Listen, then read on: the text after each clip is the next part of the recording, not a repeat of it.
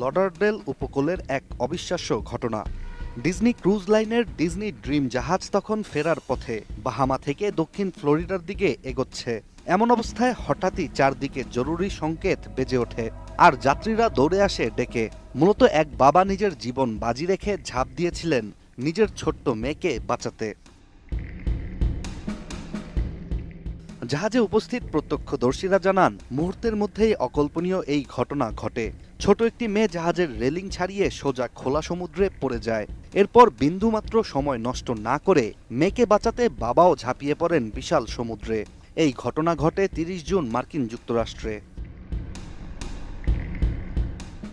আন্তর্জাতিক গণমাধ্যম সিবিএস এর একটি প্রতিবেদন থেকে জানা যায়, ওই ছোট মেয়ে ও মেয়ের বাবা পানির মধ্যে ভাসতে থাকেন। বিশাল জাহাজের গতিও তখন অনেক। তবে ক্রুজে উপস্থিত জীবন রক্ষাকারীরা তৎক্ষণাৎ ভাসমান বল ছুড়ে দিয়েছিল। আরেকটি রেস্কিউ বোটও পানিতে নামানো হয়। অন্যদিকে শিশুটিকে বাবা শক্ত করে ধরে রেখেছেন বুকে। ঢেউয়ের তোড়ে ভাসতে থাকেন তারা। সামাজিক যোগাযোগ মাধ্যমে ছড়িয়ে পড়া ভিডিওতে দেখা যায়, রেস্কিউ বোট কাছাকাছি পৌঁছালে বাবা প্রথমে মেয়েটিকে তুলে দেন ক্রুদের হাতে, তারপর নিজে ওঠেন বোটে। আর এরপরই জাহাজ থেকে শোনা যায় উল্লাসের ধ্বনি। আরএফএল উডিটোর বাঁকা হয় না, ফাঁকা হয় না, আর ভাঙা এক কথায় অসম্ভব।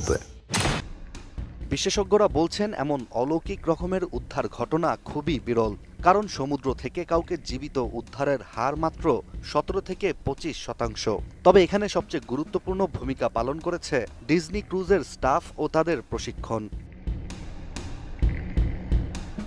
এদিকে এই ঘটনার পর উঠতে শুরু করে বেশ কিছু প্রশ্ন। সাধারণত বিলাসবহুল এই জাহাজগুলোর ডেকের চারপাশে থাকে নিরাপত্তা দেয়াল, বিশেষ ধরনের কাচের তৈরি প্লেক্সিগ্লাস সুরক্ষা। তারপরও কিভাবে একটি শিশু জাহাজ চলন্ত অবস্থায় সমুদ্রে পড়ে যায়?